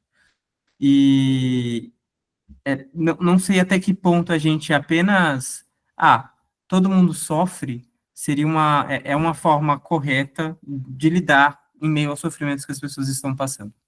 Não que eu seja totalmente a favor da eutanásia, não que eu seja totalmente. Não que eu acho que o suicídio seja a postura correta mediante os sofrimentos da vida, mas eu não sei até que ponto só tratar como, racionalmente isso não faz sentido e pronto, seria a melhor forma de lidar com o sofrimento do outro. Seria a forma mais compassiva de lidar com o sofrimento do outro. Perfeito, perfeito. É... Não, pro Kant, ele manteria a posição, ele só vai dizer, olha, não pode, a gente não conseguiria universalizar tal coisa, né? A gente não conseguiria tornar isso universal. E aí ele argumentaria sobre essa perspectiva, né? Mas é complicado. Eu tenho para mim né, que em algumas situações, em alguns contextos, a gente teria que sim que aprovar a eutanásia, assim. Embora eu acho que no nosso país, eu não sei se aprova, né? Mas a gente teria assim que exercer, né? Principalmente em casos de que a pessoa só está sofrendo, pô. Não tem, né? Você vai se compadecer do sofrimento dela, obviamente, né? Mas não tem como aliviar, não tem como, né, curar aquilo dali, não é um processo, um tratamento que vai levar à cura, então é difícil. Hudson. Tem um colega nosso do Genefil que ele, lá no grupo de filosofia antiga, ele falou que ele é a favor da eutanásia. Né? E eu acredito, eu não sei muito sobre isso, mas eu acredito que quem concorda mais com a eutanásia, assim, é quem vive uma vida solitária, sozinha, não tem ninguém, né? Eu acho que a maioria, assim, pelo que um pouco que eu pude observar, assim, né? Ou tá com uma doença, né? Sei lá, já tá prestes a morrer, tá com, né? Uma doença terrível aí não tem ninguém para cuidar também, ou não quer, sei lá, não quer fazer o outro sofrer também, mas eu acho que é mais nesses casos, assim, eutanásia. Parece que em Portugal, parece que é liberada a eutanásia, né? Se não me engano. Tem alguns países que são, mas aí tem que ter a questão médica, né? Os médicos eles têm que concordar ali que não tem cura mais, né? A questão, e aí a pessoa só vai definhar, né? Mas é uma posição bem complicada essa do Kant aqui, né? E aí ele vai falar sobre a questão da universalidade em volta disso. Massi, Só para provocar, eu estava falando com um aluno meu sobre isso, inclusive, no Canadá tem aquelas. É no Canadá? Não, agora eu esqueci, é algum país gelado. Eu ia falar Canadá, mas agora eu fiquei com medo de espalhar fake news. Tem aquela Câmara de Noruega, aquela Câmara de eutanásia, né? Que a pessoa morre sem muito sofrimento, etc. E aí liberaram. E aí você tem que entrar fazer um pedido, etc. E eles estão com uma fila de anos já. Então, a, a gente tem que ter uma certa sensibilidade, falar de eutanásia. Eu também seria a favor, só a favor da liberdade das outras pessoas, delas fazerem o que elas querem. Mas a gente também tem que analisar a partir de um ponto de vista social do que é essa identidade moderna que é anti-sofrimento. Que é, acho que o Jefferson estava falando alguma coisa nesse sentido, né? É, a gente precisa entender essa nossa máxima contemporânea mesmo, e que foi sendo construída a partir da identidade moderna. O Charles Taylor, nas Fontes do Self, ele vai falar sobre isso, né? Por Nietzsche também, né? Assim, a gente um dos maiores pecados que você pode cometer na sociedade contemporânea é sofrer, né? Então, a gente tem toda uma patologização do sofrimento, a gente tem toda um não poder sofrer, né? E aí eu acho que é quase um imperativo, né? Você não pode sofrer e se você estiver sofrendo, tem alguma coisa muito errada. Então, eu fico pensando, assim, na quantidade de gente que se colocou no Canadá também teve esse problema, né, de recomendação dos médicos, do tipo: "Acho que entre a tua conta de médica e você morrer, acho que vai ser melhor você não gastar recurso do recurso do mundo, né, com essa sua vida que não vale nada", né, esse tipo de só que a gente usa o sofrimento como um álibi, né, para sustentar esse discurso. E eu não sei se ele é, como você falou, né, sobre vidas que importam, vidas que não importam, sobre quais vidas, né, assim, quais vidas que você fala: "Não, vai lá na câmara, vai", né, e outras que não. Perfeito. Não, é bem complicado, né? O modo como a nossa sociedade lidar com o sofrimento é algo assim bem complicado, né? O Nietzsche, ele é o cara que analisa isso e diz que o sofrimento, em certa medida, é bom para a pessoa, porque quando ela supera o sofrimento, ela se tornou uma pessoa mais forte e melhor, né? Uma pessoa que se auto-superou, né? Só que aí a gente tem um outro problema, né? Porque aqui a pessoa é como se ela não tivesse a possibilidade de superar o sofrimento, né? Uma coisa é alguém que está com a doença em estado terminal, né? Outra coisa é uma pessoa que está passando por um período difícil da vida, entendeu? E que deseja por fim a própria vida ali, né? Então são duas questões diferentes. Mas o do Kant eu acho que é muito mais, né? Porque ele deixa até falando aqui dito que é como se não houvesse mais, né? O futuro não reserva mais. Aqui, ó, a sua máxima, porém, o amor próprio de si mesmo está dando prolongamento do seu prazo, né? Me ameaça com males maiores do que, né? A amenidade que ainda prometer. Então, né? As coisas ainda vão ficar pior, não vão ficar menos, né? Não vão. É mais por aí, né? Porque se só for sofrimento que isso te reserva, aí fica difícil, né? Jefferson? Não sei se eu estou me prolongando muito nesse assunto relacionado ao Não. sofrimento, mas é um assunto que me chama muito interesse e me chama muita atenção. Acho que existem muitos sofrimentos que são louváveis na vida. Então, pensa em um pai e uma mãe que muitas das vezes eles não conseguem dormir à noite porque tem que cuidar do bebê, de um filho que está passando mal, precisa acordar para ir para a farmácia, de um pai, de uma mãe pobre que precisam trabalhar muito para que seus filhos sejam cuidados, etc. Isso também é um sofrimento e é um sofrimento que faz sentido. Algo que a Márcia estava falando, que também tem relação com o livro A Sociedade do Desempenho, é como muitas das vezes a gente não pode expressar sofrimento, ou esse sofrimento ele não é bem visto em nossa sociedade.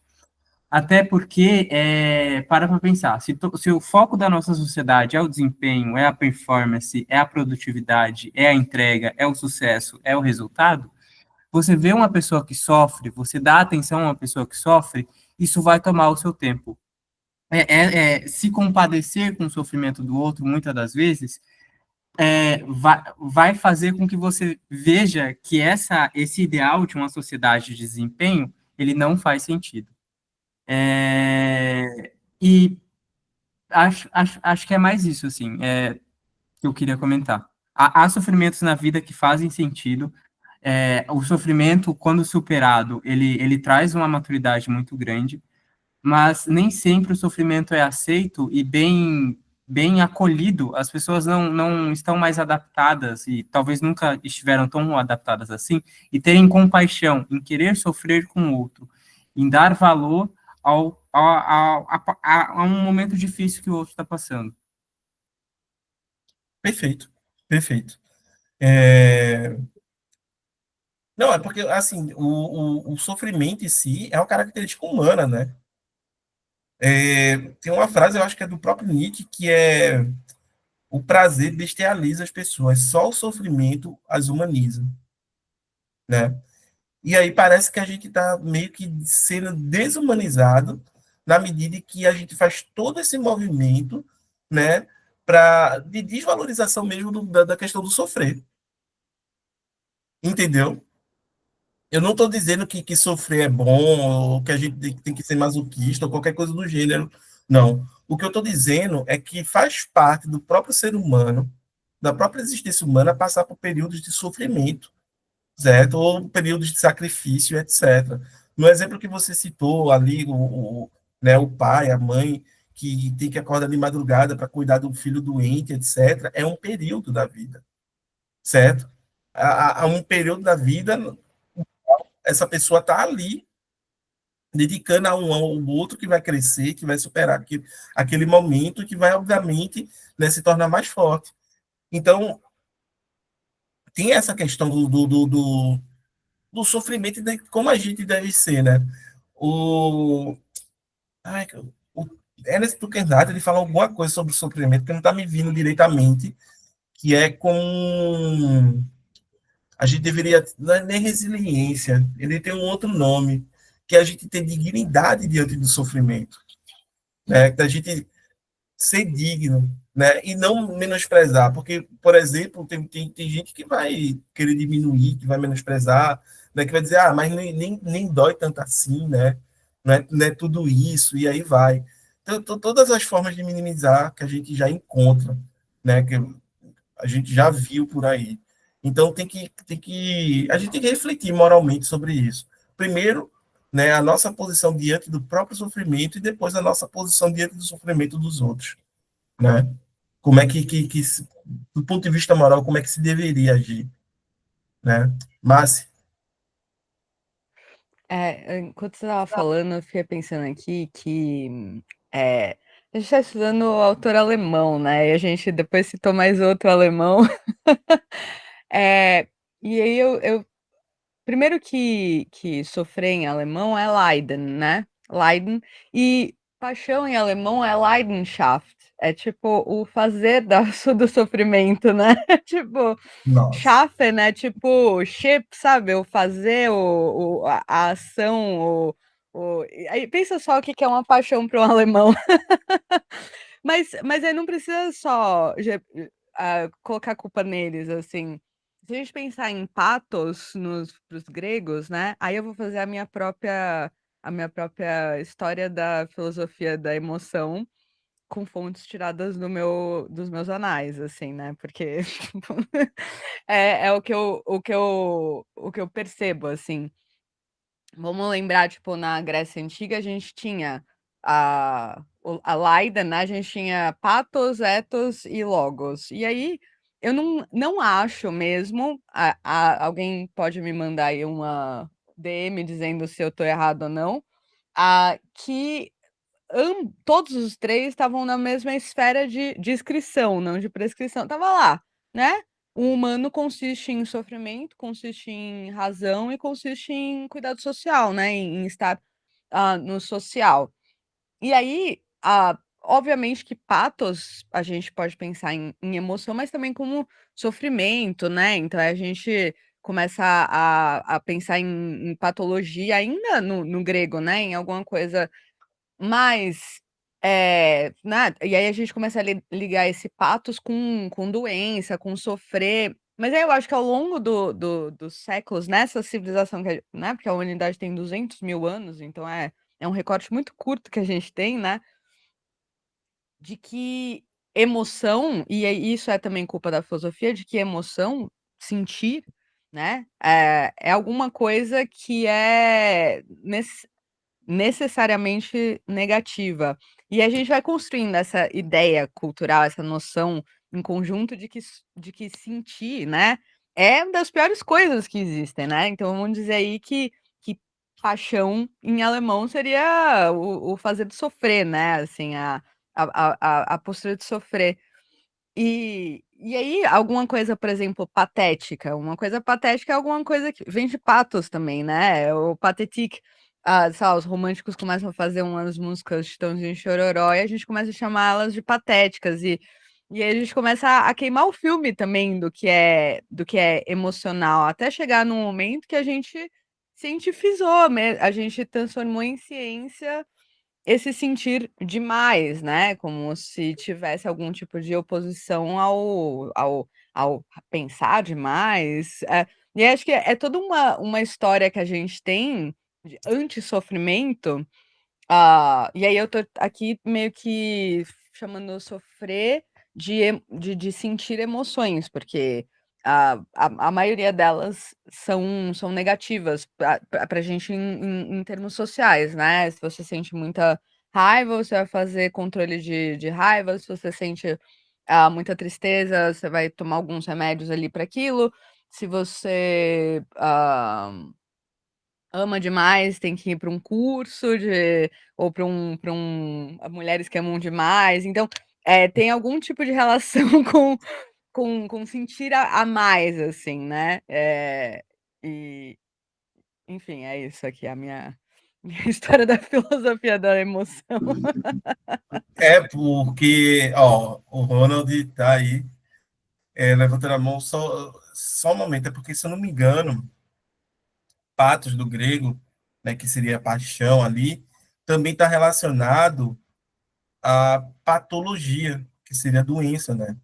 Então, tipo, a Tipo, paixão, é o pensar sobre o sofrer, né? a E paixão, aí. exatamente, a paixão, as emoções, elas estariam relacionadas à questão patológica, à questão de doença, né?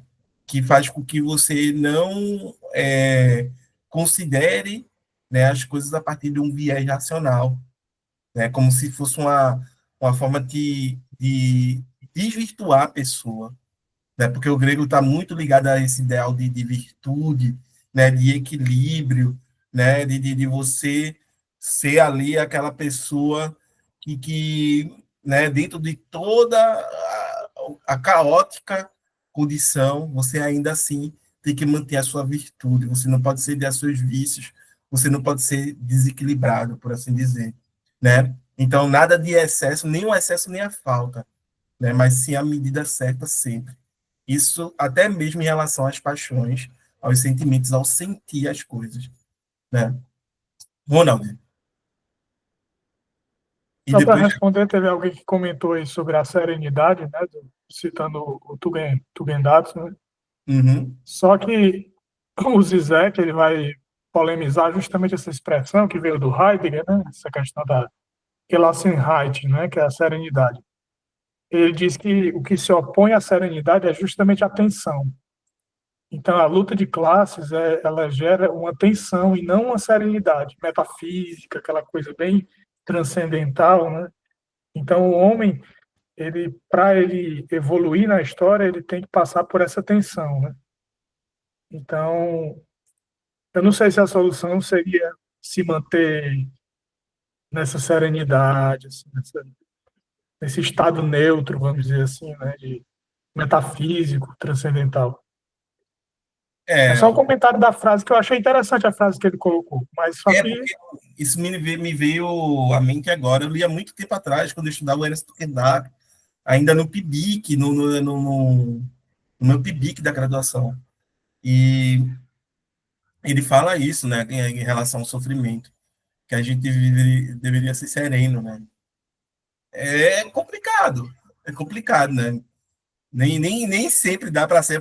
É por isso que eu digo, a gente tem que pensar, né, também a nossa relação quanto ao sofrimento do outro, né? Qual é o nosso posicionamento quanto ao sofrimento do outro.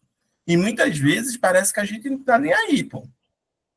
Né? Tá nem aí pro cara que vive na rua, não tá nem aí para quem tá, né, sei lá, passando fome em Gaza, morrendo de fome em Gaza, entre outras coisas assim, entendeu? Que estão acontecendo, que fazem, que provocam um grau de sofrimento gigantesco na população, né? Jefferson. Complementando muito do que a Márcia, que o Ellison comentou, é realmente a sensação de que não estamos nem aí, de que o sofrimento do outro ou é um problema do outro, ou não me afeta, ou não é algo que se deve dar a devida atenção. O quanto muitas das vezes fatores culturais, sejam econômicos, seja essa ideia de buscar o prazer, acho que mais alguém colocou essa frase, né, que o prazer traria algum mal para a gente, enquanto o sofrimento nos humanizaria. Essa busca enorme, seja de prazer, seja de resultado, seja de sucesso, dificulta com que o contato com o fracasso, o contato com o sofrimento seja mais, não mais leve, né, mas mais racional também, né, que o sofrimento ele consiga produzir sentido. E só complementando o que a Márcia comentou, que a palavra paixão, ela também vem da ideia de sofrer lá na época ali de Jesus, né? Por exemplo, quando a gente usa o termo paixão de Cristo como feriado, é porque os cristãos associam o sofrimento que Cristo passou como paixão. E ao decorrer do tempo, tem tanto essa questão de patos, está ligada à patologia no grego, e só lá depois da Idade Média, ali, início da Idade Moderna, que a ideia de paixão esteve atrelada a relacionamentos amorosos, afetivos, sexuais, etc. Enfim, a gente precisa aprender a lidar melhor com o sofrimento e ajudar a amparar o sofrimento dos outros, entender o sofrimento como algo que nos humaniza e que tem diversas vantagens em encarar e lidar com esse sofrimento. Perfeito. É porque sentir faz parte da gente, né? Se a gente não parar e sentir, é como se a gente estivesse vivendo a metade das coisas, né? Não as coisas completas. No entanto, dizem que sentir demais na nossa, né, na contemporaneidade você vira um emocionado, né? Alguém emocionado demais, né? Que seria alguém que é exagerado, alguém que é, né, hiperbólico e etc. Eu não sei, eu sinceramente não sei, entendeu? Porque sentir demais é o que fizeram pessoas terem um grau de compreensão profunda acerca de vários aspectos da vida, certo? Vários aspectos da vida. Você pega uma Clarice Lispector, entendeu? Pega um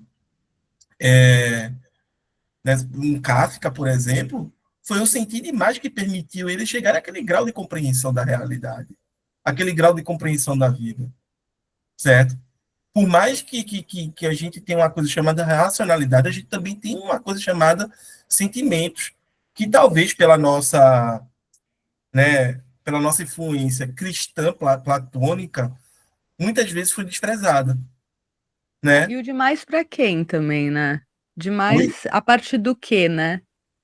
O que é demais? Exato, né? Demais para quem? É. Para você, para mim, entendeu? Para quem está E também escutando? tem um recorte de gênero, né? Porque, assim, em determinado momento a gente começou a atribuir hierarquia a gênero e atribuir sentimentos ou emoções específicas a gêneros, né? Então, raiva é uma coisa masculina, mas uma raiva comedida, outras emoções são femininas, e aí a gente começou a hierarquizar as emoções porque a gente hierarquizava também papéis sociais. E acho que aí entra. Eu sou da turma da defesa da emoção, porque eu acho que a nossa grande admiração por CEOs, Elon Musk, etc., é quase admirar o que a gente chama de sociopatia, que eu não sei o que que é, né? Mas assim, se humanos são sociais e a nossa sociabilidade é medida por tanto razão quanto emoção, quanto cuidado social, a gente precisa ter todas essas coisas, né? Perfeito, perfeito. Jefferson. Também sou do campo da emoção, assim, e da gente não fazer esse dualismo, uma espécie de dualismo platônico, em que a gente separa a emoção de um lado e a razão de outro. Ah, se fulano tá com emoções muito intensas, é porque ele não é um cara racional, etc. E gostei muito dessa fala da Marci, em que a gente associa a gêneros, espécies de emoções, sentimentos, afetos, e a gente hierarquiza, porque lá no fundo, expressar emoções é ser vulnerável. E não é bom, não é bem visto numa sociedade que busca sempre a fortaleza, sempre mostrar ser forte, sempre aparentar algo que é valorizado para os outros, essa expressão vulnerável. Essa expressão vulnerável é, não é bem vista, vai ser vista como uma espécie de infantilidade. Ah, é porque a criança que é mais emocional assim. Enfim. E só optando, queria colocar uma frase também. Por mais que tem relações, né, entre o cristianismo e essa dificuldade de ver a importância da emoção, eu também queria trazer a frase de um santo aqui, lá da Idade Média, que fala que não é o muito saber que sacia e satisfaz, mas o sentir e saborear internamente as coisas. Para a gente pensar um pouco também a importância do sentir no desenvolvimento da racionalidade. Perfeito. Né? Eu acredito que a gente esgotou aqui, pelo menos essa parte, né, de pensar todas essas questões, né, relacionadas ao sofrimento, e está aqui, né, na questão do dever do Kant, né? São deveres. Vocês vão notar que muitas vezes esses deveres que ele diz que são deveres perfeitos são deveres negativos, tá? Ele só nega, a gente não deve fazer. Ele não diz necessariamente que a gente deve fazer, né? Mas eu acredito que foi bem posto aqui, da Márcia e o Jefferson, certo? A galera contribuiu bastante aqui. Vê só, vamos lá. A gente tem 6 minutos. Vamos dar uma lida, deixa eu ver se esse parágrafo é grande.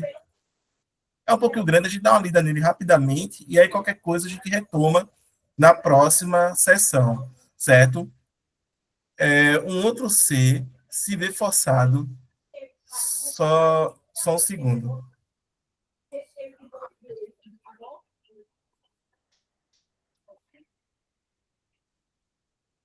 Agora. Um outro ser se vê forçado pela necessidade a tomar dinheiro emprestado. Peraí. Ele bem sabe que não poderá pagar, mas vê também que nada lhe será emprestado se não prometer firmemente pagá-lo num tempo determinado. Ele gostaria de fazer tal promessa, mas ainda assim tem bastante consciência para se perguntar: não será ilícito e contrário ao dever livrar-se dessa maneira de um apuro?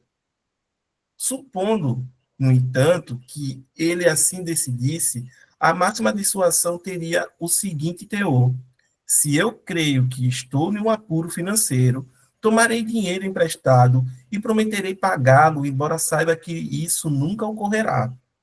Ora, esse princípio do amor de si ou do proveito próprio talvez possa se conciliar muito bem com todo o meu bem-estar futuro. Só que agora a questão é se isso é direito. Transformo, pois, a pretensão descarada do amor de si em uma lei universal e coloco a questão da seguinte maneira: como é que ficaria então se a minha máxima fosse uma lei universal? Ora, vejo aí de pronto que ela jamais poderia valer como uma lei universal e está de acordo consigo mesma, mas teria necessariamente de se contradizer, pois a universalidade de uma lei dizendo que todo homem, desde que creia, está em apuros, pode prometer o que lhe vem à cabeça com o propósito de não cumpri-lo. Tornaria impossível o próprio prometer e o fim que se pode ter com isso, porque ninguém acreditaria que algo teria sido prometido a ele, mas rir-se-ia de todo proferimento só semelhante como uma vã alegação.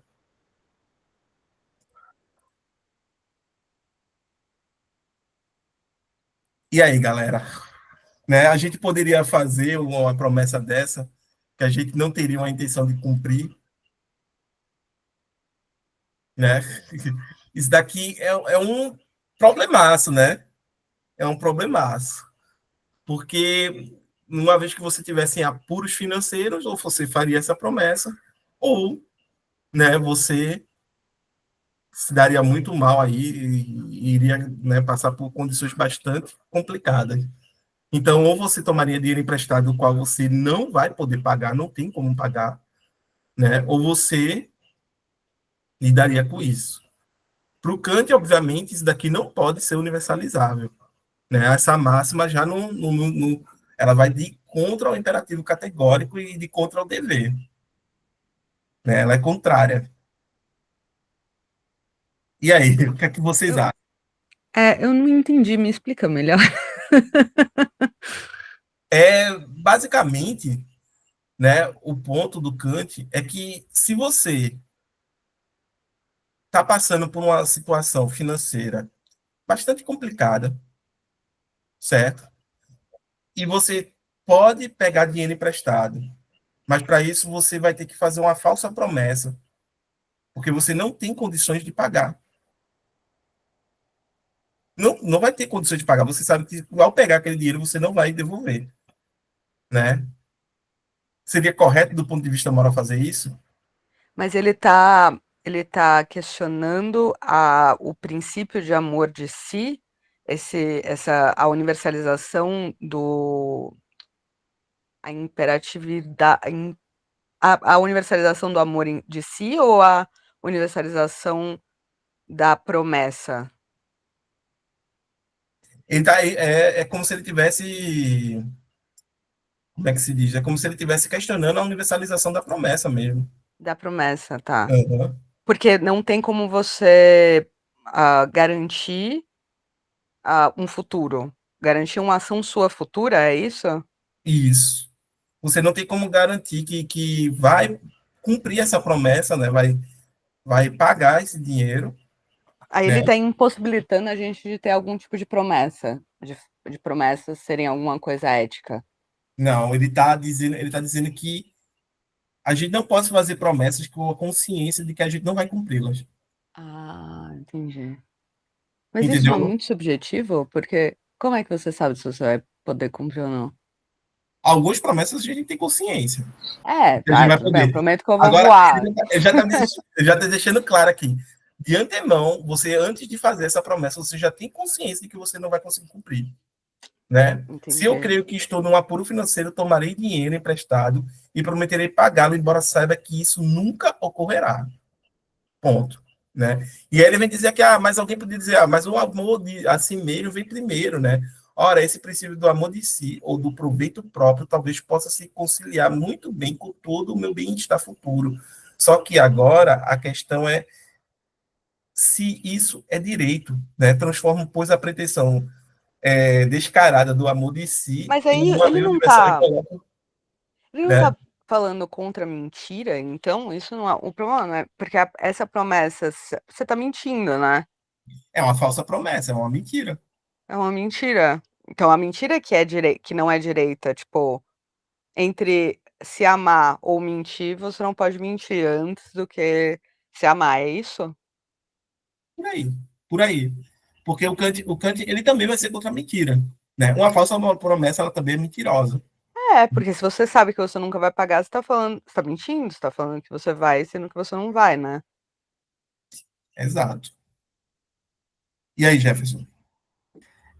Só querendo aproveitar para adicionar aí, porque a gente não pode esquecer que, querendo ou não, Kant era cristão ali protestante, E aí? e ele vai criar uma ética laica, né? Que não tem a influência, mas querendo ou não, a gente vê traços do que ele escreve com algumas características do cristianismo.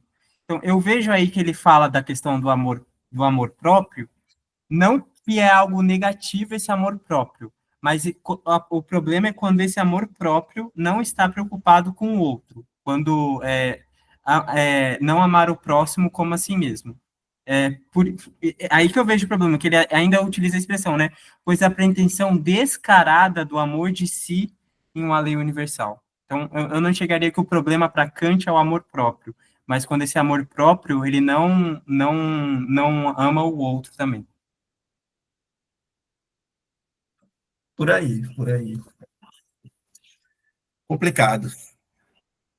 Enfim, galera, a gente chega no final desse encontro, né, com essa, né, mais uma colocação do Kant aqui, certo? Dos deveres perfeitos, e aí ele já está dizendo, né, não faça promessa que você não vai cumprir, né? Não faça promessa que você não vai cumprir. Próximo domingo a gente continua, né? Hoje foi muito mais debate, muito mais colocações, né? Teve muita gente nova, a Márcia é a primeira vez, espero que, né, que ela venha sempre. Jefferson, sempre bem-vindo, Radisson também, Ronald, que esteve por aqui, né? E o Tami, entre outras pessoas, o Bruno, né? A Cícera. Só tenho a agradecer a participação de vocês, certo? E saiba que é a gente que constrói o grupo, tá? A gente está lendo Kant agora, daqui a pouco a gente lê outro autor, outra autora, e é isso. O grupo é nosso, né? O grupo não é do Genefil, não é de Erison, o grupo é de todo mundo, certo? A gente constrói dessa forma aqui, beleza? Uma Agradeço, construção social, né? né? Quase Habermasiana, quase. Só complementando, tem um formulário, né, para aquele certificado final, ou não? É porque eu cheguei um pouco atrasado? Aí é que tá. Aí eu falei com... Como é que é o nome? Com o Adriano, Adriano.